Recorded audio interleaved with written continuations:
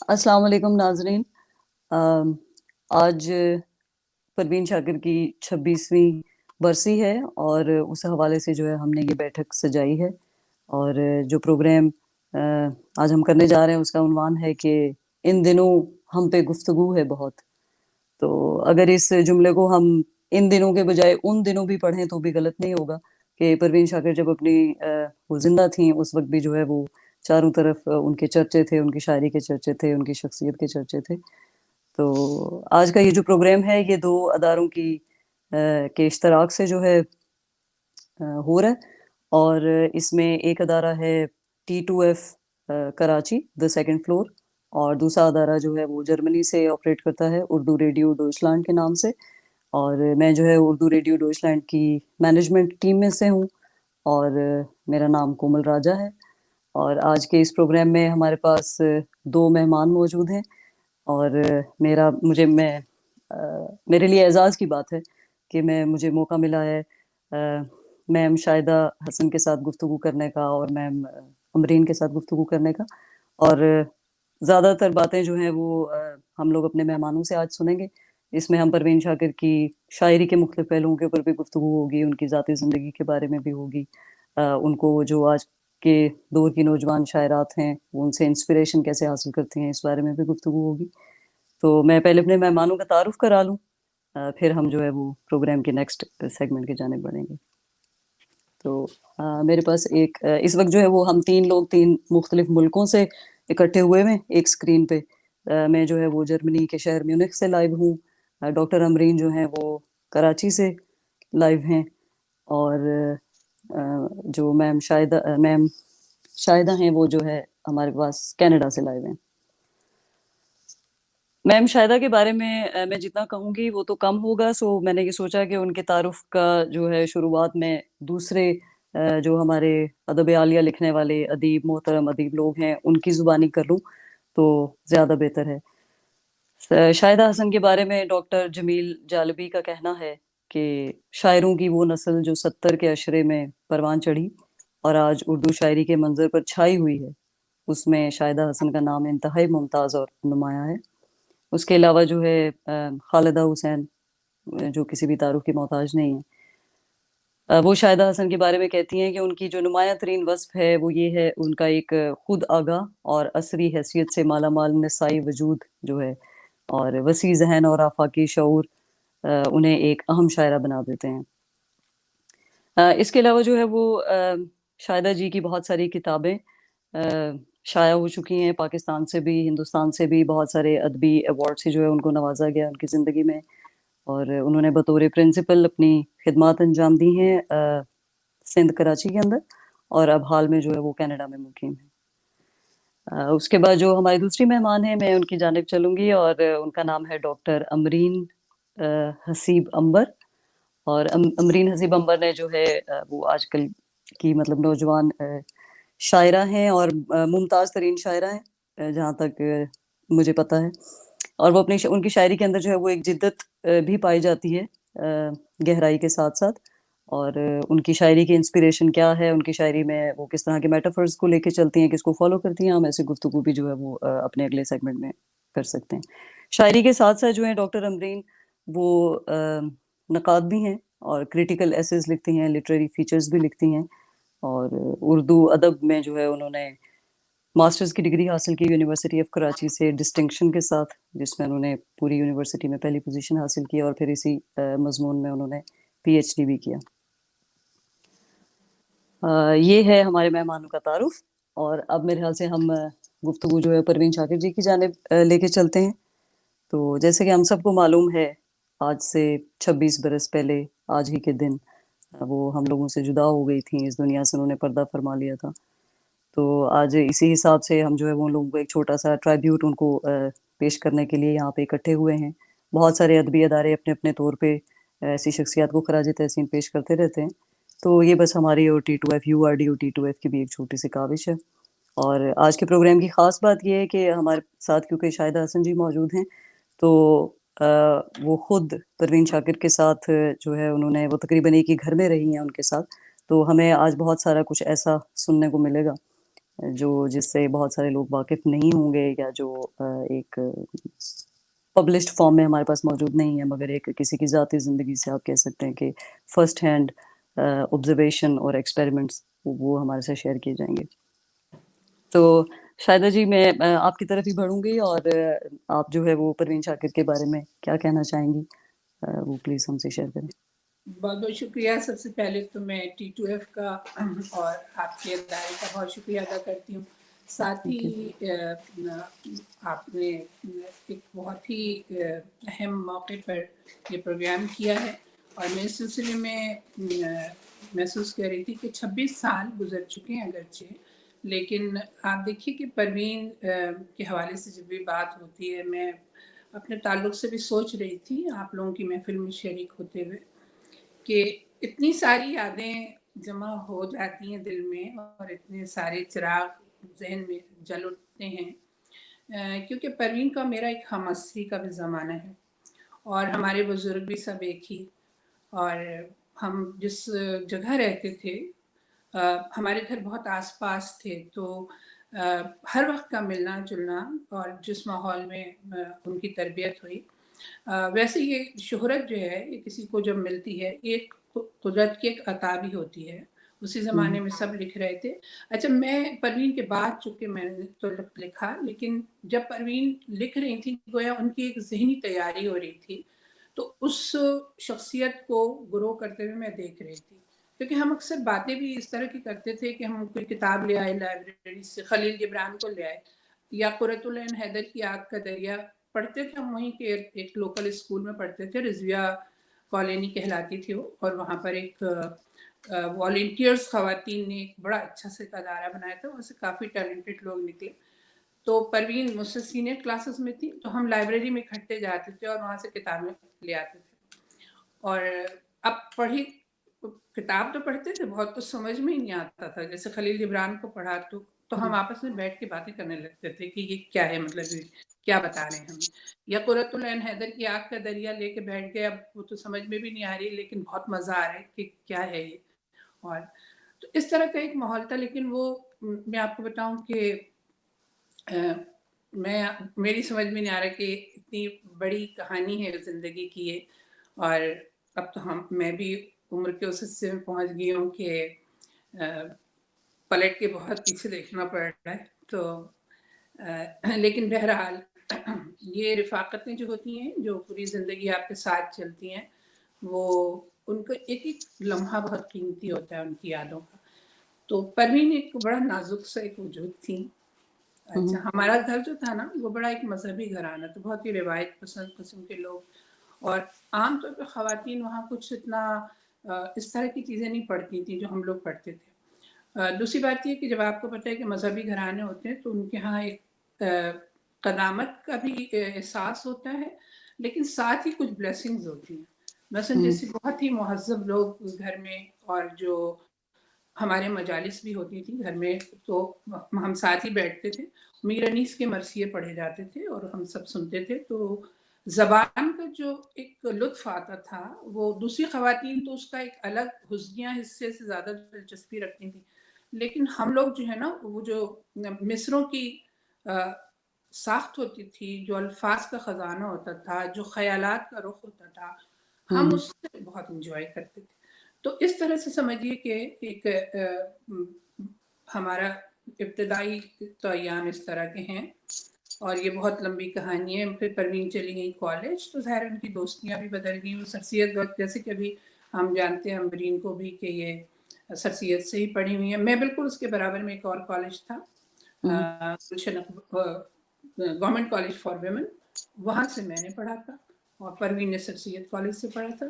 تو سر یہ ایک دور تھا. اچھا، اب میں تو آپ کو ان کے بچپن کی صرف کچھ عادتیں بتا رہی تھی، لیکن پروین نے پھر بعد میں جو ان کی شخصیت میں جو ایک علم پسندی تھی نا، اور جو ان کی خواہش تھی کہ وہ آگے بڑھیں، گرو کریں، وہ اس طرح کی اسٹیٹک لائف میں گزارنا چاہتی تھی. تو ہم لوگ کا زمانہ ایسا تھا کہ لڑکیوں کو زیادہ ہائر ایجوکیشن کی اپرچونٹیز نہیں تھی. تو مجھے اس بات میں بہت اچھا لگ رہا تھا کہ پروین وہ باہر نکل رہی ہیں اور وہ مجھ سے پہلے ان اداروں میں گئیں جہاں بعد میں گئی. مثلا انہوں نے کراچی یونیورسٹی میں ماسٹرز میں ایڈمیشن لیا تھا اور انگلش لٹریچر چوز کیا تھا, تو وہ تو ماسٹرز کرنے گئی تھی بی اے کے بعد, لیکن میں نے انٹر کے بعد ہی میں چلی گئی تھی کراچی یونیورسٹی انگلش ڈپارٹمنٹ, اور میں نے آنرس کیا, پھر میں نے ایم اے کیا. تو ایک سمجھیے کہ آپ کو بہت اچھا لگ رہا ہوتا ہے کہ کسی سے آپ کی اس طرح کی ہم آہنگی چل رہی ہے. اور دوسری ہماری مخالفتیں بھی ہوتی تھی گھر میں, جو خواتین کی طرف سے زیادہ ہوتی تھیں, کیونکہ ہم سب کی امیاں بڑی پریشان تھیں کہ یہ لڑکیاں بالکل یہ الگ طرح کی ہیں. اور لیکن ہمیں یہ اعتماد تھا کہ ہم کچھ غلط نہیں کر رہے. تو اس کی وجہ سے میرا خیال ہے کہ ہمیں بچپن میں ہی نظر آ جاتا ہے, چونکہ کہ کسی بچے کو ہم لوگ سب بچوں کو ایک ساتھ ٹریٹ کرتے ہیں نا اپنی فیملی میں بھی جنرلی, لیکن آپ یہ دیکھیے کہ بچے اتنے مختلف ہوتے ہیں, اور ایک ہی گھر میں ایک ہی ماحول میں پلنے والے بچے, کیونکہ قدرت نے ان کو جو بھی بنایا ہو, قدرت نے ان کے اندر جو کچھ رکھا ہو, اگر وہ اس کا ان کو احساس ہو جائے اور وہ اسے ایکسپلور کرنے لگیں, تو پھر دیکھیے راستہ کھلتا ہے. اور وہ پروین کا جس طرح سے, اچھا وہ زمانہ پروین کا جو تھا وہ فوراً میڈیا چونکہ انٹروڈیوس ہو گیا, ریڈیو کی تربیت, پھر میڈیا انٹروڈیوس ہوا, تو پروین کو آسانی بھی رہی, اور ان کو آگے بڑھنے میں ان کے سینئرز نے بھی کافی ہیلپ آؤٹ کیا. تو اتنا میرے خیال امبرین بھی بتا سکیں گی کہ امبرین اور کیا بعد کی نسل کو کیا امپریشن ہے پروین کا. تو اچھا شاعری کے حوالے سے پھر بات آگے بڑھے گی تو میں پھر شاعری پر آپ سے بات کروں گی. ٹھیک ہے. اچھا پہلے امبرین کی طرف جانے سے پہلے جو ہے وہ میرا ایک سوال ہے کہ آپ جیسے ان کو بچپن سے جانتی ہیں اور ایک ہی گھرانے میں تقریباً آپ لوگوں کا براٹ اپ اکٹھے ہوا, تو پروین شاکر کے لیے جو ہے وہ ایک انسپریشن کیا تھی؟ کیا وہ کسی خاص شخصیت سے یا کسی خاص شاعر سے یا لکھاری سے انسپائر تھیں, یا مطلب ان کے ذہن میں یہ جذبہ کیوں تھا, مطلب why she was so different from the rest of the persons around her, کہ انہوں نے اس زمانے میں دو ماسٹرز بھی کیے, اور چلو انگلش لٹریچر میں تو جاتی ہیں کہ ہمارے ہاں جیسے جینڈر کے حساب سے سبجیکٹس بھی تقسیم ہوئے ہوتے ہیں کہ لڑکیاں یہ پڑھیں گی لڑکے یہ پڑھیں گے, لیکن انہوں نے جو ہے ظاہر ہے بینک ایڈمنسٹریشن کے اندر بھی ڈگری حاصل کی, اور انگلش لٹریچر میں بھی کی, لنگوسٹکس میں بھی کی, پھر وہ CSS کی جانب بھی گئیں.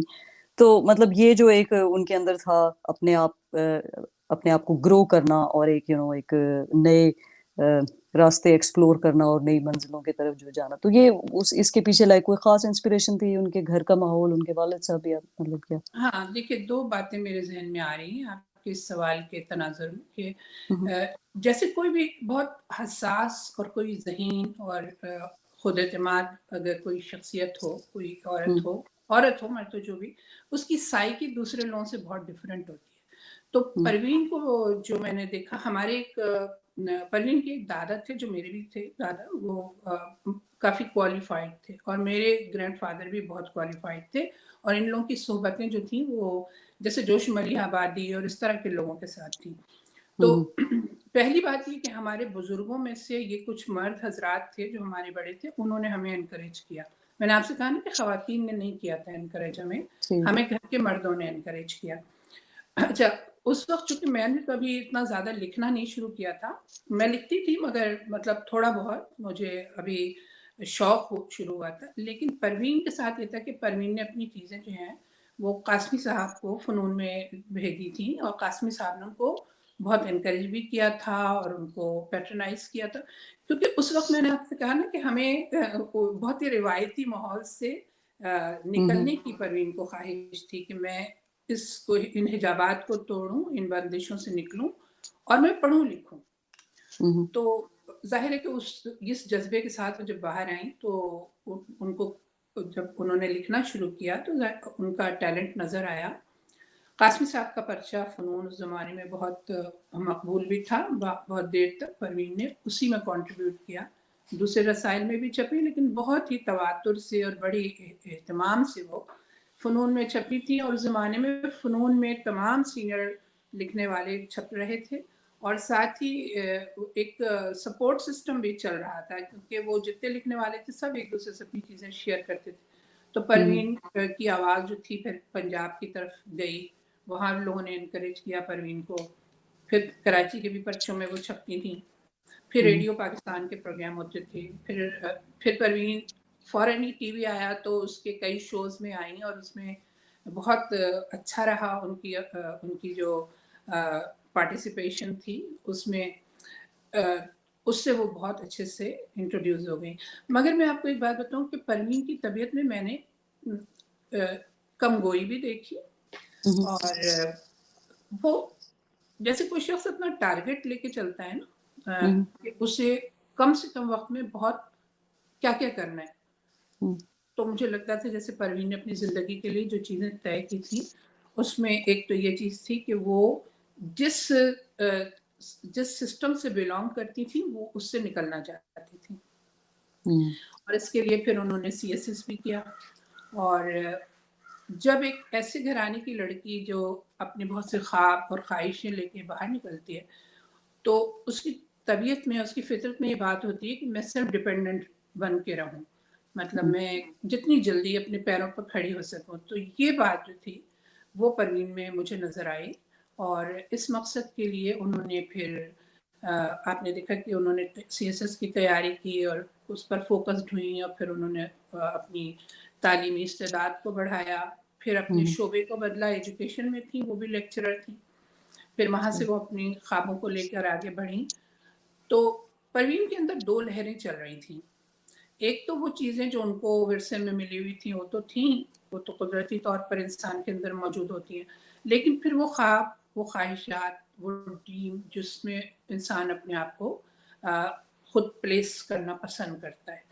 تو آپ نے دیکھا ہوگا ان کا جو پہلا شعری مجموعہ ہے وہ سب سے زیادہ پاپولر ہے، اس کی وجہ یہ کہ پروین نے وہ بائک و خواب کی جو کیفیات ہیں، ایک طلسماتی دنیا، ایک لڑکی جو اس دنیا میں ایک بہت ہی محفوظ سے گھر کے ماحول سے نکل کر اب عملی زندگی میں آ رہی ہے، تو جو کچھ اس کے ڈریم ہے، جو کچھ وہ سوچ رہی ہے، اس کو انہوں نے اس کتاب میں لکھا ہے، خوشبو میں، اور اسی خوشبو جو ہے نوجوان لڑکیوں میں اس قدر پاپولر ہوئی کیونکہ اس عمر کی جو لڑکیاں تھیں، جو نوعمر لڑکیاں ہوتی ہیں، ان کو اس پابند ماحول میں یہ سب باتیں کہنے کی اجازت بھی نہیں ہوتی جو پروین نے لکھی۔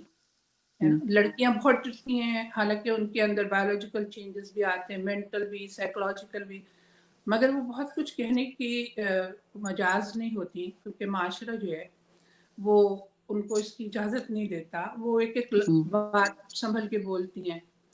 خود میں نے یہ سب چیزیں فیس کی ہیں کہ آپ مشاعرے میں غزل پڑھ رہے ہیں اور کسی بھی لفظ کا کوئی مطلب نکال کر تو آپ کو بتا دیا جاتا ہے جو آپ کے ذہن میں بھی نہیں ہوتا، تو پروین نے بھی یہ سب چیزیں فیس کی تھی، مگر پروین نے اسے لکھا خوشبو میں جس طرح انہوں نے لکھا، اور پھر ساری لڑکیاں اس عمر کی جو تھیں وہ پروین کو آئیڈیلائز کرنے لگی کیونکہ انہیں لگا کہ جو ہم کہنا چاہ رہے تھے اور وہ جو ان کے معصوم سے جذبات تھے اور جو ان کی بے ساختہ پن تھا ان شخصیتوں کا اور ان کی معصوم خواہشیں تھیں، ان کو پروین نے لکھ دیا تھا، تو وہ پروین کے مجموعے کو گلے سے سینے سے لگائے پھرتی تھیں، اور اسی لیے پروین کی یہ جو یوتھ میں جو ان کی مقبولیت ہے وہ بہت عرصے تک قائم رہی، بلکہ اکثر مجھے اس بات کی شکایت بھی ہو جاتی ہے کہ پروین کا جو خوشبو پہ جتنا زیادہ بات ہوتی ہے نا، وہ ان کی بات کی بہت اچھی چیزیں بھی جو ان کی آئی ہیں اس پر وہ ڈسکشن نہیں ہوتی ہے، کیونکہ بات کی چیزوں میں ایک بالکل ایک الگ رخ، ایک اور میچور پروین ہمیں نظر آتی ہے، انہوں نے زندگی کے دوسرے معاملات کو بھی دیکھا، تو یہ سلسلہ تھا۔ تو پروین کہ ہاں مشرق و مغرب کا بھی آپ کو ایک وہ نظر آئے گا، یعنی مشرق کی روایات اور پلس چونکہ انہوں نے انگریزی لٹریچر پڑھا تھا تو اس کے تھرو آپ مغربی معاشرے کو بھی دیکھتے ہیں اور مغرب کا کلچر بھی اور مغرب کی جو ٹریڈیشنز ہیں ادبی، تو جب وہ پڑھتے ہیں تو ان چیزوں سے بھی تو یہ دونوں لہریں ساتھ ساتھ پروین کی ہاں چل رہی ہیں، چلتی رہیں کافی عرصے تک، بلکہ ان کے میرا خیال ہے پہلا مجموعہ خوشبو تھا، پھر صدبرگ تھا، پھر اس کے بعد इनकार था। इनकार है। इनकार तक तो परवीन जो थी वो उसी तिलिस्माती दुनिया में रहती थी, मैं जानती हूँ अच्छी तरह, है ना। अच्छा। और लेकिन उसके बाद जो बात की उनकी किताबें हैं ना, उसमें हमें नजर आएगा कि परवीन फिर अमली ज़िंदगी में जब आई और उन्होंने अमली ज़िंदगी की मुश्किलात देखी, एक औरत की ज़िंदगी की, वर्किंग वुमेन की, फिर आमरीत का ज़माना देखा, फिर अपने मुल्क के हालात देखे, तो फिर वो मौज़ूआत उनकी शायरी में हमें नजर आते हैं। अच्छा, यहीं से हम बात जो है वो जारी रखते हैं और डॉक्टर अमरीन से जो है वो मजीद इसके ऊपर रोशनी डालें। आप परवीन शाकिर के साथ कैसे रिलेट करती हैं? Parveen Shakir as a person, Parveen Shakir as a poet, और ऑफ कोर्स आपकी वो हम शहर भी हैं, एक ही शहर में आप लोग रहे हैं। आपकी तो हम कॉलेज भी हैं, अब पता नहीं ये सही टर्मिनोलॉजीज हैं कि नहीं, हम कॉलेज और हम शहर, मगर तो आप बताएं। जी, वो कहते हैं ना हम मदरसा, तो हम आप उसको हम कॉलेज कर लीजिए। हम मकतब हो गई। परवीन शाकिर इत्तेफाक है कि हमारी जिंदगी में उनका बड़ा नाम आता रहा है। जैसे जब हम कॉलेज गए तो सब ये कहते थे कि परवीन शाकिर यहाँ से पढ़कर गई हैं, परवीन शाकिर, तो बड़ा जिक्र होता रहता था परवीन शाकिर का। अच्छा, इत्तेफाक की बात है कि हमें जब हमारा पहला शेरी मजमूआ आया है तो हमें परवीन शाकिर अक्सर खुशबू अवार्ड मिला है, तो वहां भी अच्छा। परवीन शाकिर आ गई। ये कुछ सिलसिला साथ चलता रहा है, जबकि इत्तेफाक की बात है कि हम परवीन शाकिर से कभी भी नहीं मिले। हालांकि हम ऐसी ऐसी शख्सियात से मिले जिनके नाम भी सही से हमारी नस्ल नहीं जानती। अपने वालिद साहब की वजह से वो शख्सियात हमारे घर आती थीं, जैसे मुश्तबा हुसैन साहब और अजीज हामिद मदनी साहब, रईस फरोज साहब, दिलावर फिगार साहब। लेकिन परवीन शाकिर साहिबा से हमारी कभी भी मुलाकात नहीं हुई और इसका हमें हमेशा बड़ा दुख रहता है। एक मर्तबा वो जब हम फर्स्ट ईयर में थे तो हमारे कॉलेज आ रही थी और हमें मालूम हुआ कि परवीन शाकिर आ रही हैं मुशायरे में, लेकिन चूंकि हम साइंस ग्रुप में थे और वो मुशायरा आर्ट्स फैकल्टी करा रही थी तो हम लोगों को इजाजत नहीं थी वहां जाने की, और हमारा तो प्रैक्टिकल भी था। लेकिन हम प्रैक्टिकल छोड़कर और भाग कर किसी तरह वहां पहुंचे और एक खिड़की पीछे मैदान में खुलती थी, लेकिन वो खिड़की ऊंची थी तो हम कुछ ईंटें रख के उस पर चढ़ के और खिड़की में से देखते रहे परवीन शाकिर को, और हमें बड़ा अच्छा लगा क्योंकि हम खुद भी शायरी करते थे तो लड़कियां कहती थी लो भाई इस कॉलेज में एक और आ गई है शायरा, तो हमें बड़ा शौक था कि अच्छा उस शायरा को देखा जाए जो हमसे पहले यहाँ से पढ़ के जा चुकी हैं। तो हमने परवीन शाकिर को वहां पर देखा और बस वो एक ही मर्तबा हम उन्हें देख सके, उसके बाद ना उनसे मुलाकात कभी हुई और ना हम उनको मुशायरा पढ़ते हुए टीवी में देखा, लेकिन वैसे कभी नहीं देखा। लेकिन हमें लगता है कि उसका हमें एक फायदा भी हुआ। फायदा ये हुआ कि जब हम परवीन शाकिर को पढ़ते हैं तो उनकी शख्सियत हम पे असरअंदाज नहीं हो पाती है और हम उनको उस शायरी के मुताबिक ही समझ पाते हैं जो हमारे सामने है। तो हमें लगता है कि शायद हमारा जो का ये देखने का ज़ाविया है वो उन लोगों से कुछ मुख्तलिफ हो गया होगा जिन्होंने परवीन शाकिर को बहुत अच्छी तरह देखा। जैसे अभी प्रोफेसर शाहिदा हसन बता रही थी कि इतनी माशाल्लाह उनको कुर्बत रही परवीन शाकिर साहिबा से, तो वो जब देखती हैं शायरी को तो उनके पास अपने बड़े एडवांटेजेस हैं, अपने फवायद हैं कि परवीन शाकिर को उन्होंने करीब से जाना है, उनका मिजाज समझती हैं, उनकी जिंदगी को देखा है, तो वो जब शायरी पढ़ती होंगी तो जाहिर है कि वो बिल्कुल एक डिफरेंट एंगल होता होगा और वो बड़ी गहराई से उसको देखती होंगी और हमें ये चीज अच्छी लगती है कि हमारे पास जाविया कुछ मुख्तलिफ हो जाता है। तो परवीन शाकिर की शायरी हम जब भी देखते हैं तो सबसे ज्यादा हमें शायरी पढ़ते हुए एक तो ये महसूस होता है कि उनके बारे में ये बड़ा गलत एक तासुर कायम कर लिया हमारे नौजवानों ने कि जी वो नौ उम्र जज्बों की शायरा हैं और नौखेज जज्बों की शायरा हैं सिर्फ, जबकि ऐसा नहीं है। जाहिर है कि जिंदगी का उनकी शायरी का जो एक बड़ा हिस्सा है वो मुहिब और महबूब पर है, लेकिन उसको भी ये समझना कि वो सिर्फ नौ उम्र या नौखेज जज्बों की शायरी है ये दुरुस्त नहीं है। मसलन उनका एक शेर है कि मैं उसकी दस्तरस में हूं मगर वो मुझे मेरी रजा से मांगता है। अब आप इसको एक सिर्फ रूमानी शेर या नौ उम्र तजर्बा कहकर नहीं रुक सकते, बल्कि इस शेर में अगर आप गौर करें तो आपको ये एहसास होगा कि इसके अंदर उनका तजर्बा जो है वो जिंदगी के उस गहरे एहसास से मरबूत है जिसमें तजर्बा भी है, मुशाहिदा भी है और अक्ल भी है। ना सिर्फ ये बल्कि तजर्बे के बाद नतीजे तक पहुंचने के लाएअमल से गुजरने का इजहार भी मिलता है। तो ये जाहिर है कि एक कम उम्र तो ये تجربہ سہار ہی نہیں سکتا. ہوں، یہ ایک پوری عورت کا تجربہ ہے, ایک ایسی عورت کا تجربہ جس کے اندر اپنے وجودی شعور بھی موجود ہے, صنفی شعور بھی موجود ہے, اور ساتھ ہی ساتھ وہ اتنا شعور رکھتی ہے کہ وہ اس پر ایک فخر محسوس کرتی ہے کہ اسے اس کی رضا سے مانگا جا رہا ہے. ہوں، تو یہ جو تمام صورتحال ہے, یہ کوئی نو عمر جذبے کی شاعری نہیں ہو سکتی ہے. اسی طرح ان کا وہ جو شعر ہے کہ کچھ تو ہوا بھی سرد تھی, کچھ تھا تیرا خیال بھی, دل کو خوشی کے ساتھ ساتھ ہوتا رہا ملال بھی. تو اس شعر میں بھی آپ دیکھیے کہ وہی صورتحال ملتی ہے کہ یہ صرف حاصل کرنے یا حاصل نہ کرنے کی جو ایک کسک ہے اس کو ظاہر نہیں کرتا, بلکہ اس شعر میں حاصل اور لا حاصلی کے تجربے سے گزرنے کے بعد جب آپ اس کو ری لیو کرتے ہیں, اس کو دوبارہ جیتے ہیں, وہ احساس آپ کو اس شاعری میں ملتا ہے.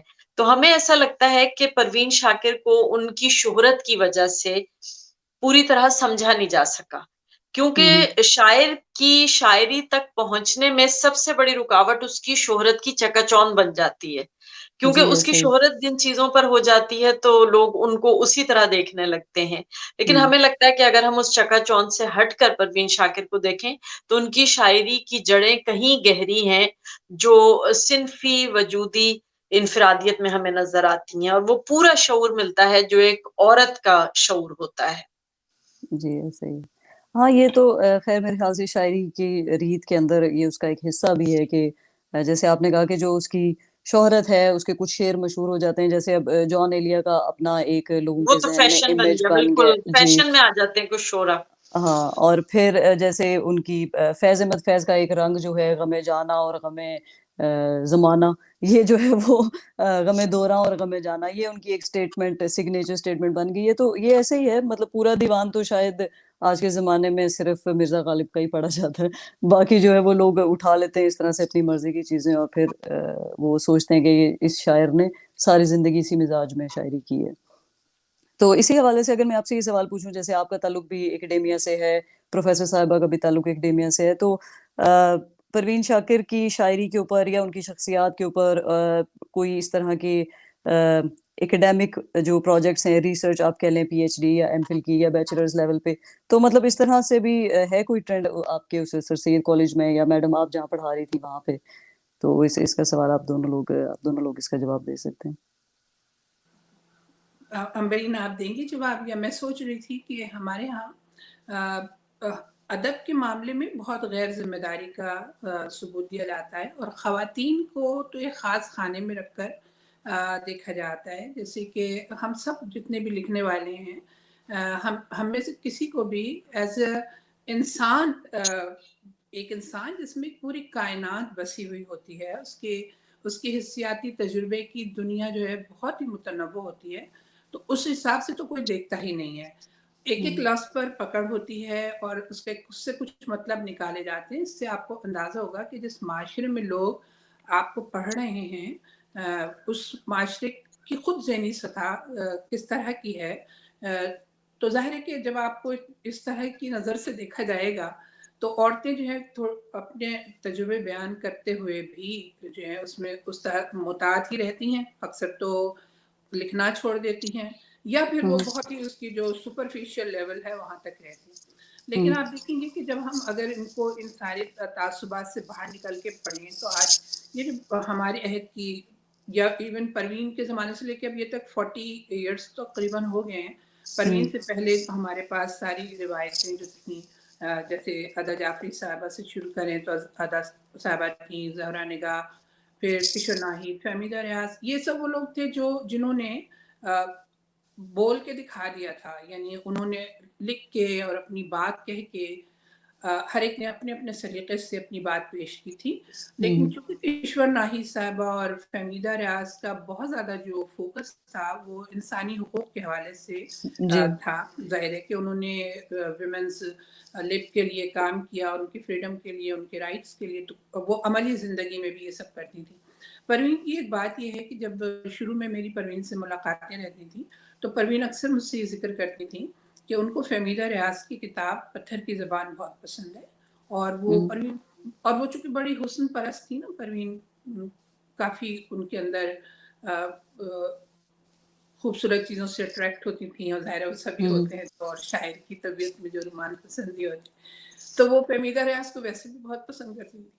तो वो मुझे बताती रहती थी कि एक शायरा हैं, तुम उनकी पत्थर की ज़बान पढ़ो और बहुत अच्छी किताब है।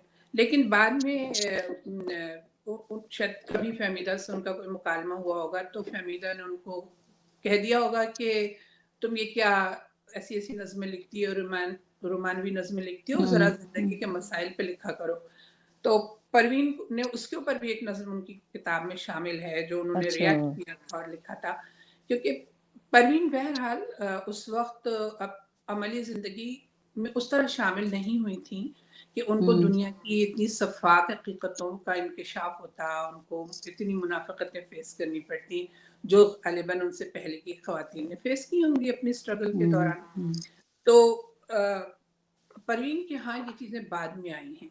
लेकिन परवीन को एक ख़ास ख़ाने में चूँकि फ़िट कर दिया गया है, तो हमें भी ये डर लगता है कि मुझे, आप यकीन करें, जब मैं कुछ लिखती हूँ तो मुझको अक्सर ये लगता है जैसे सब लाहासिल ही है, क्योंकि खुदा जाने वो ज़माना कब आएगा, जो कोई हमारी शख्सियत को इन सारे तासुबात से बाहर निकल के देखेगा कि हम किसी औरत के ख़ाने में फ़िट हो जाएँ और हम जो हैं वो इस एक ख़ास मियार जो तय कर दिया गया है कि औरतों को ऐसा होना चाहिए, तो हुँ, अगर हम उस सांचे में फिट नहीं हुए तो हमें तो कबूल नहीं किया जाएगा। हुँ, लेकिन जब आप एक फ़नकार होता है, एक तख्लीक़कार होता है, वो तो बहैसियत इंसान सोच रहा होता है। एग्ज़ैक्टली उसी अहद में जिसमें मर्द रह रहे होते हैं, औरत भी उन्हीं उसी हुँ, अहद को फ़ेस कर रही होती है। उसके और अब तो ये इंकिशाफ़ात का अहद है, आप टीवी के सामने बैठी हैं, तो चाहे मेरे भाई बैठे हुए हों या मेरे हस्बैंड हों या मैं हूँ, हमारे लिए दुनिया एक से अंदाज़ में खुल रही है। तो हुँ, परवीन ने काफ़ी जो बाद की चीज़ें उन्होंने लिखी हैं, जैसे उन्होंने आमरीत के या ज़ौरक़ के ख़िलाफ़ लिखा। जी, इवन उन्होंने बेनज़ीर की जो जमहूरियत अ, का एक वो था, शहज़ादी का अलमिया के नाम से उनकी नज़्म है। अच्छा, फिर उन्होंने अपनी नातों में भी कहीं उन्होंने जब कुछ लिखा, तो इशारा किया कि किस तरह की हमारी जो मज़हबी मुनाफ़िक़तें हैं, वो किस तरह से हैं। तो मैंने परवीन को चूँकि हर ज़माने में पढ़ा और उनसे बात भी होती रही। हमारी दूरी इसलिए हो गई थी कि हमारी थोड़ी दूरी हो गई थी बाद में, क्योंकि परवीन सीनियर थीं, तो वो सीनियर्स के हल्के में चली गई थीं और हुँ, वो मसरूफ़ भी हो गई थीं अपने अहबाब में ज़्यादा। तो हम ओकेजनली मिल लेते थे, लेकिन मिलते थे तो हम अपनी तहरीरों के बारे में बातें भी करते थे। और मैं चूँकि उनके बाद की नस्ल की नहीं, मतलब हम असल तो मैं थी, लेकिन उनकी हुँ, जूनियर थी, तो उनसे उनकी चीज़ें मैं दिलचस्पी से भी पढ़ा करती थी। तो ये था कि परवीन को मैंने देखा कि उन्होंने, अच्छा एक बात मैं ज़रूर मेंशन करूँगी जो शायद किसी को नहीं पता होगी, हाँ, कि ज़रूर। परवीन बहुत ज़बरदस्त हिस्से मज़ाक भी थी। हुँ, तो चूँकि इर्द-गिर्द जो कुछ होता है, हम परवीन लोगों से बहुत कम बात करती थी, बहुत मुख्तसर बात करती थी। और मैं तो ख़ैर एक अरसे तक चुप ही रहती थी, ज़्यादा बात ही नहीं करती थी। और हुँ, हुँ, परवीन जो थी वो 90 तुले 2 जुमले में आपको जवाब देती थी बस। हुँ, लेकिन वो अपनी तहरीर में खुलती थी। जब वो लिखती थी, फिर वो खुलती थी। लेकिन उनका जो उनकी जो हिस्से मज़ाक थी, जैसे वो घर के किसी फ़र्द के हवाले से कोई मज़ाक करती थी और या हम आपस में लोगों को डिस्कस करते हुए, हमारा बड़ा मज़े का ज़माना था। उस ज़माने में उबैदुल्लाह अलीम और जॉन एलिया बहुत पॉपुलर हुआ करते थे। पता नहीं अम्बरीन ने वो ज़माना तो नहीं देखा होगा। तो जैसे अम्बरीन जो थी वो परवीन शाकिर का इंतज़ार करती थी, हम कराची यूनिवर्सिटी में उस ज़माने के जो मकबूल शोरा थे उनमें जॉन साहब आते थे, अलीम आते थे, नसीर आते थे, और छाड़ साहब वगैरह सब, ये एक पूरा एक वो ज़माने के बहुत अच्छे शुरा मौजूद थे। तो हम सब लोग हुँ, उनको बहुत शौक से सुना करते थे। तो परवीन उनके हवाले से भी बहुत सारी चीज़ों पर जब डिस्कस करती थी, तो उनमें एक ऐसी ज़राफ़त होती थी जो सिर्फ़ ज़हीन आदमी के पास होती है। हुँ, तो मैं उनकी सोहबत को इस वज़ह से भी एन्जॉय करती थी। और एक मैं आपको घर की बात बता रही हूँ, जो जिसका ताल्लुक जो है उनकी शायरी से तो नहीं है, लेकिन उनकी शख्सियत के एक रुख से है। हुँ, कि हम लोग कहीं जा रहे थे और मैं और परवीन साथ जा रहे थे किसी फैमिली की फ्रेंड थी, उनकी बच्चे की शादी में शरीक होने जा रहे थे। हम दोनों सिस्टर्स ने شادی والے کپڑے غرارے ورارے پہنے ہوئے تھے اور شام اور رات کا وقت تھا. تو ہمارے 2 کزنس تھے, وہ چونکہ وہ جوائنٹ فیملی میں رہتے تھے نا, تو ہماری امیوں نے کہا کہ ہمارے 2 کزنس تھے, وہ بڑے شرمیلے سے تھے, ان سے کہا کہ ان دونوں کو چھوڑ کے آؤ, یہ شادی میں جا رہی ہیں, ان کو پہنچا کے آؤ وہاں تک. تو جب وہ ہمیں لے کے نکلے تو وہ بڑے سا ایک میدان تھا, وہاں سے گزرتے وہ بالکل آگے آگے چل رہے تھے. تو ہمیں ڈر لگ رہا تھا, ہم ان کے پیچھے پیچھے جا تو رہے تھے لیکن اندھیرے میدان سے ڈر لگ رہا تھا, اور ہمیں اس پار کسی گھر تک پہنچنا تھا. تو میں نے پروین سے کہا یہ ہمیں چھوڑنے آئے ہیں, ہماری نگرانی کو بھیجے گئے ہیں, یہ تو ہم سے بہت آگے آگے چل رہے ہیں, تو ان کو آواز دو ذرا. تو اس نے کہا کہ آواز دو. ایک کا نام تھا عاشق حسین اور ایک کا نام تھا امجد حسین, لیکن ان کو سب گھر میں میاں کہتے تھے. تو کہنے ان کو آواز دو ذرا, ایک کا نام ہے عاشق, ایک کا نام ہے میاں, پکارو. میں نے اس وقت ریئلائز کیا کہ واقعی ہم ان کو کیسے اندھیرے میں پکار سکتے ہیں, اور اتنا عجیب لگے گا کہ ہم ان کو کیا کہہ کے پکاریں گے. تو بہت ہم یہ انجوائے کیا تھا. ویسے ہم دن رات اس طرح کے ہنسی مذاق میں رہتے تھے, اور بہت اچھا زمانہ تھا, بہت پیارے لوگ تھے. اور میں تو پروین کے جانے سے بہت تنا محسوس کرنے لگی ہوں. اللہ کا شکر ہے کہ بعد کی نسل میں ہمارے پاس اچھی شاعرات ہیں اور ہم ان صحبتوں میں بھی انجوائے کرتے ہیں, لیکن ان کی یاد مجھے بہت آتی ہے. اور آپ نے پتہ نہیں ان کی بعض ایسی نظمیں پڑھی ہیں کہ نہیں, جس میں انہوں نے دیکھیے انہوں نے جہاں انہوں نے ہماری لوک داستانوں کے جو اساطیری کردار ہیں ان کو بھی برتا ہے اپنی نظموں میں. ساتھ ہی انہوں نے انگریزی زبان کی جو فوک لٹریچر ہے اس کو بیس کر کے بھی انہوں نے بعض نظموں میں اپنی زندگی کے بارے میں جو اپروچ ان کی تھی اس کو انہوں نے بیان کیا ہے. تو یہ ان کے ہاں آپ کو اشتہارات بھی نظر آئیں گے, اور اب انگریزی ادب کے سے جو عکس کیا تھا ان سب چیزوں کے ساتھ انہوں نے شاعری کی. تو وہ کوئی بہت محدود خانے میں رکھنے والی شاعرہ نہیں ہے, ان کو پڑھنا چاہیے. ان کے ہاں ایک ذہین عورت کا لائف کے بارے میں جو بھی ایک ذہین عورت کا رد عمل ہوتا ہے انہوں نے اس کو لکھا ہے اپنے اشتہاروں میں, اپنی غزل میں, اپنی نظموں میں. آمریت کے خلاف لکھا ہے, بلکہ ایک رخ اور ان کے ہاں مجھے نظر آتا ہے کہ جب کسی کا دل بہت پیارا ہوتا ہے نا تو آپ دیکھیے قدرت اس کو زندگی کے اشارے بھی مہیا کرتی رہتی ہے. تو پروین کے ہاں آپ آخری زمانے میں جب انہوں نے اپنی عمر کے آخری حصے میں جو اشعار لکھے ہیں میں اس پر حیران رہ جاتی ہوں بعض دفعہ کہ اس میں انہوں نے موت کے بارے میں بہت لکھا, اور ایسا لگ رہا تھا جس ان کو یہ خبر ہو رہی تھی کہ شاید اب یہ ان کی زندگی کسی اور طرف جا رہی ہے. بلکہ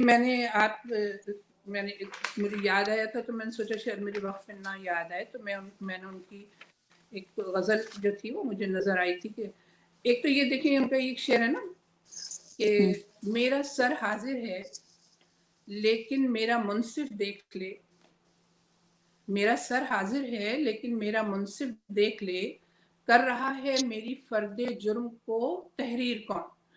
یہ آپ کو آج کے عہد میں کتنا سچا لگے گا یہ شعر, کہ آپ کسی سے توقع کیا رکھیں گے کہ کون کسی کے ساتھ انصاف کرے گا.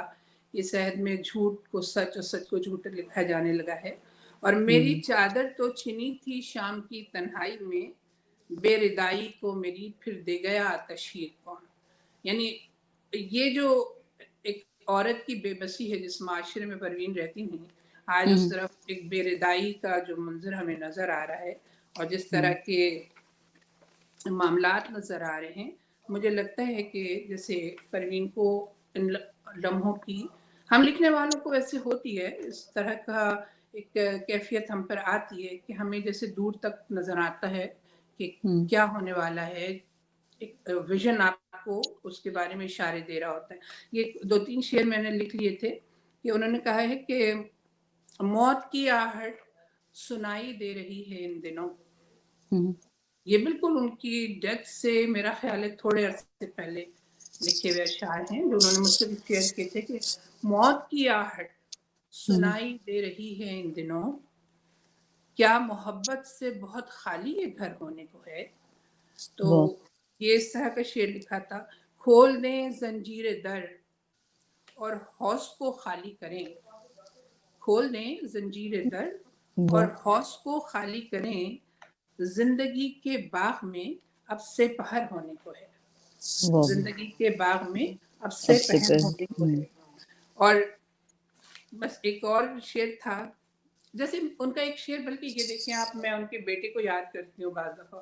وہ میرے اپنے بیٹے کا سے تھوڑا سا بڑا ہے وہ بچہ، اور میں نے اس کی زندگی دیکھی. ان کا ایک ہی اکلوتا بیٹا مراد، جسے وہ بہت پیار کرتی تھیں، اسی کے حوالے سے سارے خواب دیکھتی تھی. تو میں نے شکوہ کیا تھا ایک دفعہ پروین سے کہ تم نے یہ شعر کیوں لکھا. اچھا، اس کا شعر ہے وہ تو بعد میں مراد کو دیکھ دیکھ کے مجھے یاد آتا ہے کہ وہ تو خوشبو ہے، ہواؤں میں بکھر جائے گا، مسئلہ پھول کا ہے، پھول کدھر جائے گا. تو یہ اس طرح کی جو چیزیں پروین کے ہاں آپ کو نظر آتی ہیں، جو بعض دفعہ خود ان کی اپنی زندگی پر منطبق ہو گئی. تو ایک اور ان کا شعر تھا کوئی کہ یہ ہاں مجھے یاد آ جاتا، تھوڑی دیر میں ریکال کرنے شاید یاد آ جائے. تو کہنے کا مقصد یہ کہ پروین کا ویژن جو تھا وہ کئی عناصر سے مل کے بنا تھا. ایک ان کا مشاہدہ، ایک ان کے اندر جو ایک طلب تھی زندگی کرنے کی، جو امید تھی، جو آرزو تھی، اور پھر یہ کہ انہوں نے اپنے پچھلے وقت سے بھی بہت کچھ سیکھا، اور آنے والے لمحے کے لیے بھی وہ اپنے کو تیار کر رہی تھیں. قدرت کو معلوم نہیں کیا منظور تھا کہ ان کا سفر اتنی جلدی ختم ہو گیا. تو لیکن مجھے ایک چیز کا اس سوشل میڈیا کے زمانے میں بہت افسوس ہونے لگا ہے کہ جہاں سوشل میڈیا کے بہت سے مثبت اثرات ہیں کہ بھی آپ چیزوں تک زیادہ بہتر طریقے سے پہنچ جاتے ہیں، وہاں پہ ایک سلسلہ یہ بھی ہوتا ہے کہ لوگ آپ کو اپنے اپنے انداز میں جس طرح چاہے ڈسکس کرتے ہیں. تو پروین کی شاعری، پروین کے نام سے اتنا کچھ غلط مٹیریل سوشل میڈیا پر اس وقت موجود ہے کہ جب میں اسے دیکھتی ہوں تو دہل جاتی ہوں کہ پتہ نہیں کیا حشر ہوگا ہم سب لکھنے والوں کا آئندہ زمانوں میں اگر ہم سوشل میڈیا کے سپرد ہو گئے. تو اس سے بہتر ہے کہ جو آپ لوگ جس طرح کا کام کریں گے، یہ بہت ہی قیمتی اس معنوں میں ہے کہ آپ حقیقت تک پہنچنے کی کوشش کر رہی ہیں، اور جو صحیح ریسورسز ہیں ان کو اگر نظر میں رکھا جائے تو زیادہ اوتھینٹک ایک بات ہو سکتی ہے. بالکل ایسے ہی ہے. سوشل میڈیا کے زمانے میں تو لوگوں نے غالب کو، اقبال کو، کسی کو بھی نہیں چھوڑا. مطلب غالب کے لحاظ سے حوالے سے ایک بہت مشہور شعر ہے کہ ہاتھ کی لکیروں پر نہ جائے غالب، پتہ نہیں قسمت تو ان کی بھی ہوتی ہے جن کے ہاتھ نہیں ہوتے. تو لوگوں نے جو ہے وہ اس طرح کے بہت سارے اول فول چیزیں، بہت سارے معزز شعراء کے ساتھ جوڑی بھی ہیں. تو امرین، آپ سے جو ہے وہ میرا اگلا سوال ہے پروین شاکر کے بارے میں. جیسے انہوں نے بات کی کہ وہ ایک ذہین عورت بھی تھیں شاعرہ ہونے کے ساتھ ساتھ، تو ہم یہ دیکھتے ہیں کہ جو ان کا اثر ہے اور اس اثر میں جو ان کے ہم اثر شعراء ہیں، چاہے وہ مرد حضرات تھے یا عورتیں تھیں، جیسے انہوں نے کچھ ان کے نام بھی لیے ہیں شاعرات کے، تو ان میں سے کسی کو وہ مقبولیت نہیں ملی جو پروین شاکر کو ان کی زندگی میں ہی مل گئی تھی. تو اس کی مطلب ایک خاص وجہ صرف ان کی شاعری تھی، کیونکہ شاعری کی وہی بات جیسے میڈم نے پہلے بتا دی ہے کہ شروع کی ان کی 2-3 کتابیں، اس کا ایک اپنا رنگ ہے ان کتابوں کا، اور بعد میں جو ہے وہ ان کی شاعری میچور ہوتی رہی ہے کانٹینٹ کے حساب سے، تھیمز کے حساب سے. تو وہ وجہ جو ہے، کیونکہ مطلب پروین شاکر کو اگر ہم دیکھیں تو حلقے کے اندر بھی بہت مقبول تھیں. بہت ساری عظیم شخصیات جیسے منیر نیازی صاحب ہیں یا انتظار حسین صاحب ہیں، ان لوگوں کے ساتھ ان کے انٹرویوز ریکارڈڈ ہیں اور وہ ہر جگہ پہ مدعو کی جاتی تھیں. تو مطلب اس کے پیچھے کیا وجہ تھی؟ وہ صرف ان کی، آپ کو کیا لگتا ہے کہ دیٹ واز ہر پوئٹری، یا پھر اوور آل کیونکہ وہ ایک ذہین عورت تھیں اور علم دوست بھی تھیں، بہت کچھ انہیں آتا بھی تھا؟ تو آپ کو کیا لگتا ہے؟ اچھا، یہ بہت مزے کی بات کی ہے آپ نے. پہلے تو ہم شاہدہ حسن صاحبہ کی گفتگو بڑی دلچسپی سے سن رہے تھے، اتنی مزیدار گفتگو ہو رہی تھی، اتنی عمدہ، ہم بہت کچھ سیکھ رہے تھے. اب اس کے بعد آپ نے جو بات کی ہے نا کہ شاعرہ ہونے کے ساتھ ساتھ ذہین خاتون بھی تھیں. تو ہر شاعرہ بہت ذہین ہوتی ہے, اس لیے کہ اگر وہ ذہین نہ ہو تو وہ شاعری کر نہیں سکتی ہے. تو یہ ہم اس کو الگ نہیں کر سکتے کہ شاعرہ بھی تھیں اور ذہین عورت بھی تھی. ویسے تو خیر ہمارا ماننا ہے کہ ہر عورت بہت ذہین ہوتی ہے, یہ اور بات ہے کہ اس کو اپنی ذہانت کے اظہار کا موقع نہ ملے. لیکن جو شاعرہ ہوتی ہے وہ اس لیے ذرا مختلف ہو جاتی ہے کہ وہ اس اظہار کی کوشش کرتی رہتی ہے, اس کے بدلے میں قیمت بھی چکاتی ہے ساری زندگی, لیکن اس میں یہ ہمت ہوتی ہے کہ وہ اظہار کرنے کی قیمت چکا سکے. پروین شاکر کی مقبولیت کا ہمیں لگتا ہے کہ سب سے بڑا سبب یہی ہے کہ وہ قیمت چکانے کا حوصلہ رکھتی تھی. واہ, بہت اچھی بات کی آپ نے. انہوں نے جو کچھ لکھا اس کی قیمت چکائی. تو ہمارے ہاں خالد علیق صاحب کا شعر ہے کہ مانگنے والے اپنا ظرف بھی دیکھ, مانگنے والے اپنا ظرف بھی دیکھ, سر کٹائے گا کربلا لے گا. تو جو سر کٹاتا ہے کربلا اس کو ملتا ہے. اب ظاہر ہے کہ کربلا اسی کو ملی جس نے سر کٹایا. تو ادب میں بھی یہی ہوتا ہے کہ جس نے جتنی بڑی قیمت چکائی ہے اس کو اتنا ہی بڑا ریوارڈ مل جاتا ہے. پروین شاکر کی مقبولیت کا ایک اور سبب جو ہے وہ یہ ہے کہ ہر تجربہ شعر نہیں بنتا, بہت اچھا شعر نہیں بن سکتا. پروین شاکر کے ہاں تجربے کا انتخاب بہت زبردست ہے. بس یہ ہوا کہ اس نے تکلف سے بات کی, بس یہ ہوا کہ اس نے تکلف سے بات کی اور ہم نے روتے روتے دوپٹے بھگو لیے. اب یہ ایک خالص نسائی تجربہ ہے, لیکن انہیں یہ احساس ہے کہ یہ تجربہ کتنا خوبصورت شعر بن سکتا ہے. تو ایک تو یہ ہو گیا کہ ان کے ہاں انتخاب ایسا ہے تجربوں کا کہ جو شعر کو بہت خوبصورت بنا دیتے ہیں. دوسری جو سب سے اہم بات ہے وہ ہے پروین شاکر کی شخصیت. پروین شاکر کے ہاں محبت ملتی ہے لیکن وہ روایتی محبت نہیں ہے. یعنی آپ یہ دیکھیے کہ پروین شاکر کے ہاں ایک طرف تو خود سپردگی کا یہ عالم ہے کہ وہ کہیں بھی گیا لوٹا تو میرے پاس آیا, بس یہی بات ہے اچھی میرے ہر جائی کی. یعنی معاف کی جگہ ہم جیسی مزاج کی خاتون کوئی شعر پسند نہیں آ سکتا. ہمیں تو لگتا ہے کہ یہ آپ بالکل ڈور میٹ بن گئے کہ کہیں بھی گیا لوٹا تو میرے پاس آیا. لیکن پروین شاکر کے ہم خود سپردگی کا یہ عالم دیکھتے ہیں کہ جس کے لیے وہ شکیل احمد ضیاء صاحب نے کہہ دیا تھا کہ نہ اجتناب نہ بیگانگی نہ رم نہ گریز, سپردگی کا یہ عالم تمہیں ہوا کیا ہے. تو پروین شاکر کے ہاں ہمیں سپردگی کا ایک طرف یہ عالم ملتا ہے, لیکن دوسری طرف آپ یہ دیکھیں تو ان کے ہاں ہمیں اس طرح کے شعر بھی ملتے ہیں کہ تجھے مناؤں کہ اپنی انا کی بات سنوں, الجھ رہا ہے میرے فیصلوں کا ریشم پھر. تو اس سے یہ ظاہر ہوتا ہے کہ ان کے ہاں انا موجود ہے, لیکن وہ انا کہاں سرنگوں ہوتی ہے جہاں عشق سر اٹھاتا ہے. اور ہمیں یاد آ جاتا ہے کہ شاہ لطیف نے جو سسی کو مشورہ دیا تھا کہ اگر تم محبت حاصل کرنا چاہتی ہو تو اپنی انانیت سے ماورا ہو کر صرف محبت کو اپنے ساتھ لے کر چلو. تو وہ ہمیں پروین شاکر کے ہاں نظر آتا ہے.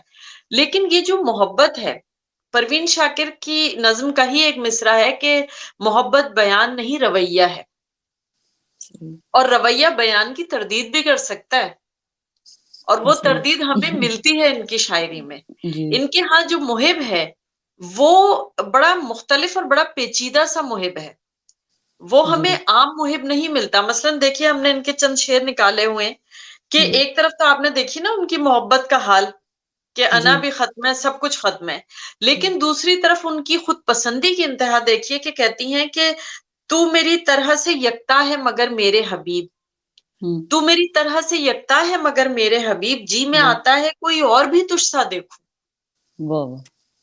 اب یہ ایک بالکل مختلف تجربہ ہے. پھر تجھے بھی ذوق نئے تجربات کا ہوگا, ہمیں بھی شوق تھا کچھ بخت آزمائی کا, نظر کے سامنے ایک راستہ ضروری ہے, بھٹکتے رہنے کا بھی سلسلہ ضروری ہے. اب ہمارے ہاں عام طور پہ کیا ہوتا ہے کہ ہم جو خواتین ہوتی ہیں اسٹیریوٹائپ, تو ہم لوگ یہ چاہتے ہیں کہ زندگی میں آنے والا ہر مرد یہ کہے کہ کتنی بھولی ہو تم, کتنی معصوم ہو. لیکن پروین شاکر کے ہم دیکھ رہے ہیں کہ یہ خواہش کہیں نہیں ہے.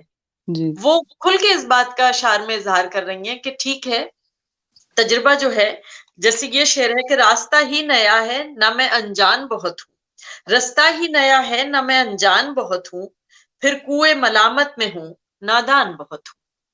واو اب یہ جو سیمون دی بوار نے کہا تھا نا کہ عورت پیدا نہیں ہوتی، عورت بنا دی جاتی ہے، جی جی جی تو بالکل پروین جینڈر شاکر ٹیبو نے عورت بن کے شاعری نہیں کی، عورت ہو کے شاعری کی۔ واہ وہ اسٹیریوٹائپ عورت نہیں بنی، بلکہ وہ قطعی غیر روایتی عورت بن کر اپنی خوبیوں اور خامیوں کے ساتھ اپنے آپ کو اون کرتی ہیں۔ ان ہوں کی محبت ہمیں وہ روایتی محبت نہیں ملتی ہے جس میں ہوں عورت بہت ہی مظلوم ہے، اس کا محبوب اس پہ ستم کر رہا ہے، وہی بے وفا ہے، وہی سب کچھ کر رہا ہے، وہ بیچاری دل میں درد لیے آہیں بھر کے اس کی محبت میں سر دیواروں سے ٹکراتی پھر رہی ہے۔ پروین ہوں شاکر کے ہاں ہمیں 20ویں صدی کی عورت ملتی ہے جی جو اپنے آپ کو جانتی ہے، سمجھتی ہے، اس پہ فخر کرتی ہے، اپنے آپ کو قبول کرتی ہے، اور وہ ساتھ ہی ساتھ اس بات کا حوصلہ رکھتی ہے کہ اگر محبت میں ناکامی ہو گئی ہے تو اس کو قبول کرے، اور ہوں یہ بھی تسلیم کرے کہ وہ بھی محبوب کے ساتھ کوئی بے وفائی کا سوچ سکتی ہے، وہ بھی کوئی دوسرا راستہ دیکھ سکتی ہے۔ اس کے اندر بھی اتنا شعور ہے کہ وہ یہ جانتی ہے کہ اس کے ساتھ کیا ہو رہا ہے۔ ہوں تو یہ ہمیں ایک 20ویں صدی کی عورت ملتی ہے، اور اسی لیے سلیم احمد صاحب نے ایک بڑی اہم بات کہی تھی جس سے پروین شاکر کی شاعری کو سمجھنے میں مدد مل سکتی ہے، کہ انہوں نے یہ کہا تھا کہ پروین شاکر کی شاعری میں جو لطافت اور جو خوبصورتی اور جو نسائیت کا حسن ملا ہے، اس سے اردو شاعری کو ایک نیا لہجہ ملا ہے۔ جی اور 20ویں صدی میں نسائی نت نئے تجربات ایک پروین شاکر کے ہی انتظار میں تھے۔ یعنی ہوں جب آپ، کیونکہ دیکھیں پروین شاکر نے جب اسٹیریوٹائپ کردار چھوڑا تو عورت کے معنی وسیع ہوئے، ہوں عورت کی مختلف جہاد سامنے آئی۔ وہ جہاد جو باوجود اس کے کہ زہرا آپا بھی لکھ رہی تھیں، ادا آپا بھی لکھ رہی تھیں، ادھر فہمیدہ آپا تھیں، کشور آپا تھیں، لیکن انہوں نے ایک نئی جہت کھول دی عورت کی، اور اس ہوں نئی جہت کو ظاہر کرنے کے لیے اسلوب بھی نیا، پیرایا ہوں بھی نیا چاہیے ہوتا ہے۔ تو جی وہ جو نیا پیرایا اور نیا اسلوب آیا، وہ پروین شاکر کا اسلوب ٹھہرا، اور یہ وہ جی انفرادیت ہے جس نے پروین شاکر کو اتنی مقبولیت دی، اور اس میں ظاہر ہے کہ ان کا ایک پورا کرزمہ بھی ہے ہوں شاعری کے جی ساتھ ساتھ۔ اس جی کرزمہ نے بھی ان کی مقبولیت میں بڑا اہم کردار ادا کیا، لیکن اصل بات جو ہے وہ ان کی شاعری کی انفرادیت ہے کہ اس میں ہمیں ایک روایتی عورت نہیں ملتی، روایتی ہوں محبت نہیں ملتی ہے، بلکہ اس کے اندر قطعی غیر روایتی عورت ہے، قطعی غیر روایتی محبت ہے، اور ساتھ ہی ساتھ ان کے اندر یہ حوصلہ ہے کہ وہ اعتراف بھی کرتی ہیں۔ اردو میں اعتراف کی شاعری کم ملتی ہے، اور ہمارے ہاں تو مرد بھی اعتراف کرتے ہوئے ذرا گھبراتے ہیں، لیکن پروین شاکر خاتون ہوتے ہوئے بھی انہوں نے جو ہے وہ اعترافی شاعری کی، اور اپنی ہوں تمام خوبیوں اور خامیوں کے ساتھ اپنے آپ کو تسلیم کیا، قبول کیا۔ اچھا، ادھر ہم ایک اور بڑی اہم بات آپ کو بتائیں کہ یہ جو صورتحال ہے نا، جو ابھی ہم بات کر رہے تھے ایک بالکل مختلف محبت اور مختلف محب کی، یہ ہوں صورتحال ہمیں ملتی ہے فراق گورکھپوری کے ہاں۔ اچھا فراق صاحب نے اردو کو ایک بالکل نیا محبوب دیا تھا اور ایک نئی محبت، ہوں اور پروین شاکر اور فراق صاحب کے ہاں ہمیں جو ایک مماثلت نظر آتی ہے، وہ نظر آتی ہے کہ ان دونوں کے ہاں جو ہے وہ شاعری میں عشق کے احساس نارسائی پہ زور ہے۔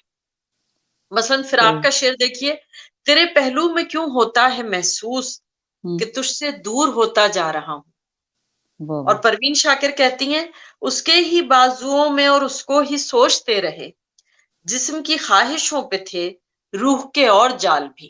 ہوں ہوں تو فراق نے جو ایک نیا ذائقہ، ایک نیا محبوب اردو شاعری کو دیا، پروین شاکر نے ایک نئی محبت، ایک نیا محبوب نسائی شاعری میں شامل کیا، اور جی اسی وجہ سے یہ شاعری دیگر تمام شاعرات کی شاعری سے ہمیں مختلف محسوس ہوتی ہے۔ جی بالکل آپ نے بہت خوبصورت باتیں کی ہیں ڈاکٹر امرین، اور آپ کی ان باتوں کی وجہ سے مطلب ایک جو ایون میرے لیے بھی بہت ساری نئی چیزیں سامنے آئیں کھل کے، کہ وہی بات ہے کہ جو ایک اسٹیریوٹیپیکل انڈرسٹینڈنگ ہے پروین شاکر کی شاعری کو ہم نے ریڈیوس کر دیا ہے وہی ایک صنف نازک اور وہ طلسماتی دنیا کے ساتھ۔ مگر یہ جو آپ نے بات کی ہے کہ 20ویں صدی ایون آج 21ویں صدی کی عورت جو ہے وہ کس طرح سے مختلف لیولز پہ ان کے ساتھ ریلیٹ کر پاتی ہے ان کی شاعری تو شاعری کے ساتھ، یہ واقعی میں ایک ایسا اہم پہلو ہے جس کو جو ہے وہ مزید اجاگر ہونا چاہیے، اور لوگ جب پروین شاکر کو اپروچ کریں تو وہ بس ایک ان کا اس شعر پہ ہی نہ جائیں کہ بات تو سچ ہے مگر بات ہے رسوائی کی، یا وہ جو دوسرا ہے کہ اس شرط پہ کھیلوں گی پیا پیار کی بازی. تو ٹھیک ہے، اس کے اندر بھی ایک اپنا مزہ ہے، ایک اپنی نزاکت ہے، ایک لطافت ہے، مگر یہ جو آپ نے بات کی ہے کہ جو وہ بایولوجیکل ڈفرینس ہے وہ مرد اور عورت کا، وہ تو بالکل وہ تو ایک حقیقی بات ہے، لیکن ذہنی سطح پر، اور بڑی بنیادی باتیں کی امبرین نے کہ ذہنی سطح پر عورت کہیں بھی مرد سے ہاری نہیں ہے.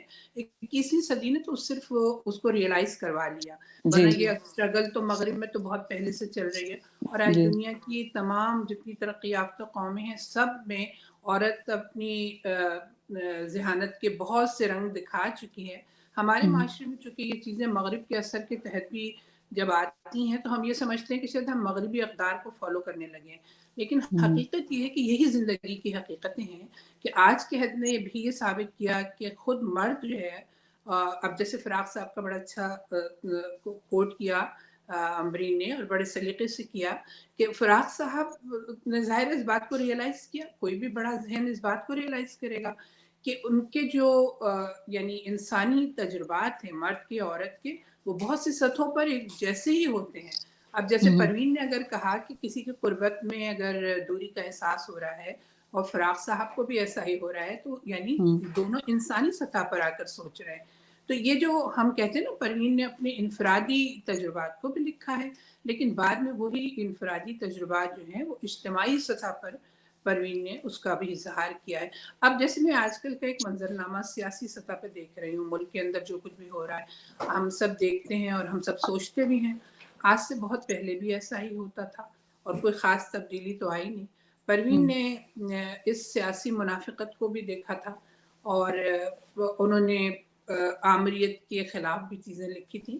مجھے ایک نظم میں ان کی شیئر کروں گی، جو کہ ابھی اگر آپ اپنا سینیریو دیکھیں کہ کیا ہو رہا ہے، تو جو یہ جمہوریت کے نام پر جو ہو رہا ہوتا ہے اور جس طرح کی مینیپولیشنز ہو رہی ہوتی ہیں، اس کے اوپر دیکھیں پروین کی نظر. میں آپ کو ایک ان کی نظم مجھے مل گئی ہے تو وہ میں سنا دیتی ہوں. اور بات یہ کہ یہ جو کچھ بھی پروین نے لکھا ہے یہ صرف پاکستانی معاشرے کو نہیں انہوں نے ریپرزینٹ کیا، بلکہ آپ تمام پورے انسانی معاشرے میں اس طرح کی چیزیں دیکھ رہی ہیں. میں نے امریکہ کے الیکشن میں بھی دیکھ لیا، میں نے پاکستان میں بھی سب کچھ دیکھ لیا. اس میں عورت اور مرد کی کوئی تخصیص نہیں ہے، بلکہ بات ہے انصاف کی، رواداری کی، اور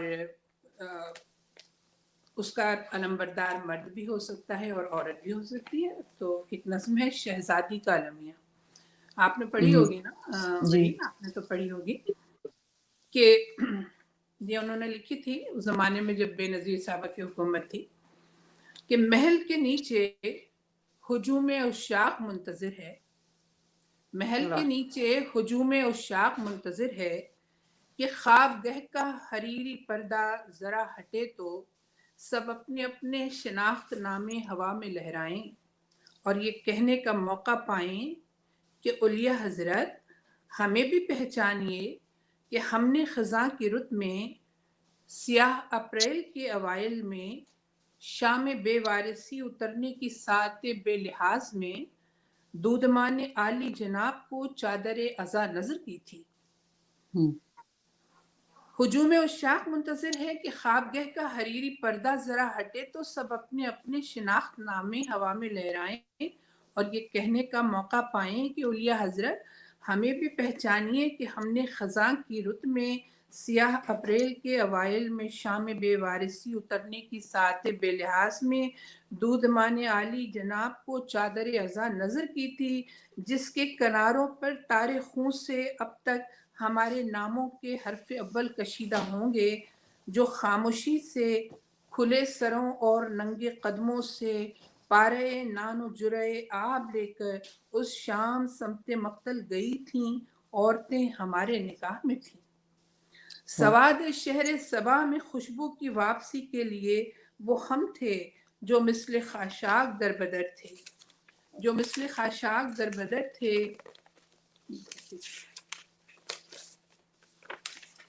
سوری، یہ نظم میں کمپلیٹ کرنا چاہوں گی.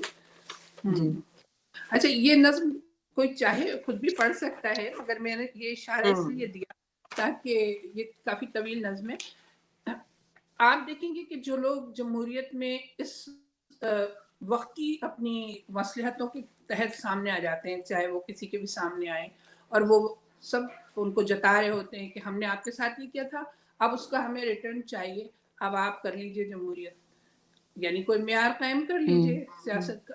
تو کوئی تبدیلی جب تک کہ سیلف لیس لوگ موجود نہ ہوں، یہ شاعر کی نظر جو ہے سب کچھ دیکھ رہی ہوتی ہے، اور وہ ایک خاموش نباز ہوتا ہے کسی بھی معاشرے کا.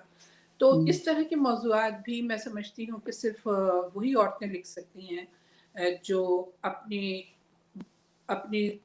زمانے کو، اپنے عصر کو پوری توجہ سے دیکھ رہی ہوتی ہیں، سمجھ رہی ہوتی ہیں کیا کس سطح پر کیا ہو رہا ہے. بطور خاص میں سمجھتی ہوں کہ ہمارے عہد کی لکھنے والی خواتین کو اگر آپ دیکھیں گے تو آپ کو ان کی شاعری کو اسی سطح پر رکھنا ہوگا جیسے آپ کسی بھی معتبر مرد حضرات کو آپ ریکگنائز کرتے ہیں. تو یہ تحریریں بھی بے حد اہم ہیں جو ہماری خواتین لکھ رہی ہیں آج کل. تو جی ایسے ہی بالکل. پروین شاکر نے اصل میں اپنے عہد کو اپنی نظر سے دیکھا ہے. ان کا وہ شعر جو بڑا مشہور ہے کہ جگنو کو دن کے وقت پرکھنے کی ضد کریں، بچے ہمارے عہد کے چالاک ہو گئے. تو اب یہ دیکھیے کہ یہ بھی آپ کے عہد کی ہی عکاسی ہے اور اس کا بیان ہے. جو ہمارے عہد میں تبدیلیاں آ رہی ہیں اس کو کتنی خوبصورتی سے پروین شاکر نے کہا ہے. تو کسی بھی یہ طے شدہ بات ہے کہ آپ کسی شاعر یا شاعرہ پر ایک لیبل نہیں لگا سکتے. مختلف شیڈز ہوتے ہیں ہر شاعر کے ہاں، اور مختلف موڈز ہوتے ہیں، مختلف ادوار ہوتے ہیں، اور وہ ہمیں پروین شاکر کے ہاں بھی نظر آتے ہیں. اور یہ بالکل درست کہا ہے شاہدہ حسن صاحبہ نے کہ ہمارے ہاں اب تک یہ ہوتا ہے کہ جب آپ کوئی مضمون لکھتے ہیں تو سارا مردوں پر ہوتا ہے اور آخر میں ایک پیرا جو ہے وہ خواتین کے لیے ہوتا ہے جس میں صرف نام گنوا دیے جاتے ہیں کہ فلاں فلاں فلاں بھی شعر کہتی ہیں اور سب بہت اچھے شعر کہہ رہی ہیں. تو ابھی شاعرات پہ تو کام ہی نہیں ہوا ہے، اور ہم ایمانداری سے بتائیں کہ ہمیں لگتا ہے کہ اس کے لیے ہمیں کوشش کرنی چاہیے اور ہمیں شاعرات پہ کام کرنا چاہیے. جیسے پروین شاکر پہ اتنے مضامین لکھے گئے، لوگ کہتے ہیں سب سے زیادہ مضامین اگر کسی شاعرہ پہ لکھے گئے تو پروین شاکر پہ ہیں، لیکن ہمیں یہ افسوس ہوتا ہے کہ پروین شاکر پہ آج تک کام ہوا ہی نہیں. صرف ان کی شہرت اور ان کی تعریفیں وہ مضامین ہیں، لیکن پروین شاکر کو سمجھنے، ان کی جی شاعری بالکل. کو سمجھنے کا کام ہی اب تک نہیں ہوا ہے. اور یہ صرف پروین شاکر کے ساتھ نہیں ہے، یہ شاہدہ حسن کے ساتھ بھی ہے، یہ تنویر انجم کے ساتھ بھی ہے. مطلب جتنی یہ خواتین جو ہمارا فخر ہیں اردو ادب کا، ان پر کام ہی نہیں ہوا ہے ابھی تک. چلیں ضرور. مجھے امید ہے کہ اس پروگرام میں بھی اگر لوگ سن رہے ہیں تو وہ نصیحت پکڑیں گے اس بات سے. اور آج جیسے اس پروگرام سے بہت ساری چیزیں ہمیں پتہ لگیں، بہت سارے پہلو پروین شاکر کی شاعری کے ایسے سامنے آئے کہ لوگوں کو ایک شوق بھی پیدا ہوگا اور دلچسپی بھی پیدا ہوگی کہ وہ اس کے باقی پہلوؤں کو بھی جو ہے پڑھیں اور سمجھنے کی کوشش کریں. اچھا، ہم جو ہے وہ اب اپنا پروگرام وائنڈ اپ کریں گے. ایک آخری سوال ہے میرے پاس، وہ میں آپ سے پوچھوں گی پروفیسر صاحبہ کہ پروین شاکر جو ہے جب انہوں نے شاعری شروع کی تو وہ کیا کسی سے اصلاح بھی لیا کرتی تھیں؟ مطلب جو شاعری کے اندر ایک روایت ہے استاد کی اور اس طرح سے. تو یہ اس سوال کا آپ مجھے جواب دیں اور پھر جو ہے ہم دیکھیے اصلاح تو گھر میں مل جاتی ہے ہمیں. مثلا یہ کہ جو میں نے آپ سے کہا کہ چونکہ ادبی ماحول گھر کا ہی تھا تو بعض دفعہ میں خود لکھتے وقت جیسے کبھی کسی تلفظ کو نہیں صحیح کر سکی، کیونکہ بعض الفاظ ہمارے جو ہوتے ہیں وہ کبھی فارسی کے الفاظ ہوتے ہیں، کبھی عربی کے ہوتے ہیں. یعنی وہ آج سے اتنے عرصے پہلے کا جو زمانہ تھا تو غزل کی زبان میں بعض دفعہ ایسا ہوتا تھا کہ تو پروین کے پاس بھی اور ہمارے پاس بھی، میرے بھی دادا جان سے میں پوچھ لیتی تھی کچھ، وہ بھی پوچھتی تھی اپنے، جو ان کے دادا تھے حسن عسکری نام تھا ان کا، اور وہ پوچھتی تھی. پھر بعد میں انہوں نے چونکہ قاسمی صاحب سے کو چیزیں بھیجتی تھی. میں نہیں سمجھتی کہ پروین کو بہت زیادہ اصلاح کی زیادہ ضرورت ہوتی ہے، کیونکہ زبان کی تربیت جو ہے وہ کافی اسٹرانگ رہی ہے ہماری، اور یہ پڑھنے سے بھی آپ اپنے کو درست کر سکتے ہیں. لیکن میں جیسے بہت بلیسڈ فیل کرتی ہوں کہ جیسے ہمارے زمانے میں تابش دہلوی صاحب تھے تو اکثر مشاعرے وغیرہ میں ہم میں سے کسی سے تلفظ کی کوئی غلطی ہو جاتی تھی، وہ سامنے تو نہیں بتاتے تھے لیکن بعد میں بلا کے آپ کو بتا دیں گے کہ اس کو زیر سے نہیں پڑھتے, یہ اضافت درست نہیں تھی اس کو. تو ایسے بزرگ ہمارے تھے, اور پروین بھی بلیس تھی کہ گھر میں ہی ہمارے بزرگ ایسے تھے کہ جو ہمیں بتا دیتے تھے. تو اس حد تک تو انہوں نے اصلاح لی ہوگی, لی ہے, لیکن زیادہ نہیں, کیونکہ آپ دیکھیں گے نا, میں آپ ان کو پڑھیں گی تو آپ کو لگے گا کہ انہوں نے گرو کیا ہے ایز اے پرسن. پہلی تحریر میں ظاہر ہے ایک کچا پن ہوتا ہے, ایک ابتدائی چیزیں ہوتی ہیں, پھر آہستہ آہستہ ان کی زبان کی جو صلاحیت تھی وہ بڑھتی رہی, اور وہ مطالعے سے زیادہ بڑھتی ہے. جب جتنا زیادہ آپ مطالعہ کرتے ہیں اتنا زیادہ آپ کو سلیقہ آتا ہے, کیونکہ میڈیم یا ٹول آپ کے پاس شاعری کرنے کا جو ہے وہ زبان ہے. زبان کو جتنے سلیقے اس کے دیکھیں گے اور برتیں گے, اور جیسے کہ انہوں نے پھر بہت کچھ جو ہے وہ انگریزی زبان سے بھی بہت سی چیزیں اخذ کی تھیں اور پھر ان کو انڈکٹ کیا تھا اپنی پوئٹری میں. تو زبان کی ساخت بدلتی جاتی ہے جیسے جیسے آپ مطالعہ کرتے ہیں. تو اچھا, ٹھیک ہے. تو بہت مجھے اچھا لگا آپ لوگوں کے ساتھ گفتگو کر کے, اور مجھے امید ہے کہ ہمارے ناظرین کو بھی بہت اچھا لگے گا. ہم لوگوں نے آج, بلکہ آپ سے ایسے گفتگو رہی, مجھے ایسا لگا کہ خود پروین شاکر جو ہے وہ کہیں نہ کہیں کسی نہ کسی اس میں فارم میں جو ہے وہ موجود تھیں اس محفل کے اندر, اور جیسے جو ہے وہ بالکل ہم نے ان کے گھر کی باتیں کی, ان کے کالج کی باتیں کی, ان کی ان کی خوشبو شاعری کی پھیلی بات ہوئی کی. تھی نا. ہاں جی, ایسا ہی محسوس ہوا. تو باقی یہ کہ سارے آڈینس کے لیے میں ایک یہ اناؤنسمنٹ کرنا چاہوں گی کہ یہ جس نوعیت کا پروگرام آج ہم نے کیا ہے T2F کے ساتھ اشتراک کے ساتھ, T2F اور URD اردو ریڈیو ڈوچلینڈ کی کولیبریشن کے ساتھ, تو اسی طرح کے مزید پروگرام جو ہے وہ ہم کرتے رہیں گے, اور وہ تھوڑے سے غیر روایتی اس حساب سے ہوں گے کہ جیسے آج کی جو گفتگو ہے وہ, میں تو اس کو غیر روایتی کہوں گی کہ ہم نے پروین شاکر کی شاعری کے ان پہلوؤں پہ بات کی ہے جو بہت زیادہ پاپولر نہیں ہیں, یا جن کو جو ہے وہ ایک اسٹیریوٹیپیکل جو ایک امیج ہے اس سے وہ نہیں جھلکا. تو اس طرح کے پروگرام لے کے ہم پھر جو ہے وہ ملاقاتیں کرتے رہیں گے, اور خوش رہیے. وقت جو ہے وہ مختلف ہے, ہاں مختلف ملکوں میں مختلف وقت ہے, سو مجھے نہیں پتا مجھے جو ہے وہ شب بخیر کہنا چاہیے یا صبح خیر کہنا چاہیے. بہت شکریہ کومل آپ کا کہ آپ نے اس پروگرام میں مدعو کیا اور اتنے اچھی گفتگو ہو سکی, اور ہمیں خوشی ہے کہ آج کے دن پروین شاکر کو یاد کیا جا رہا ہے. اس کے لیے آپ کے ادارے کو بہت مبارکباد کہ آپ لوگوں نے یہ پروگرام ترتیب دیا اور پروین شاکر کو یاد کیا, اس کے لیے بہت شکریہ آپ لوگوں کا. میری طرف سے بھی بہت شکریہ, بہت اچھی محفل رہی, اور مجھے تو احساس رہا کہ جیسے پروین واقعی کسی نہ کسی دوری سے شاید یہ سن رہی ہوں یا دیکھ رہی ہوں, جی ایسا ہی کسی اور ڈائمینشن سے شاید. بالکل. تو چلیں جی, ٹھیک ہے, پھر خدا حافظ. خدا حافظ. خدا حافظ.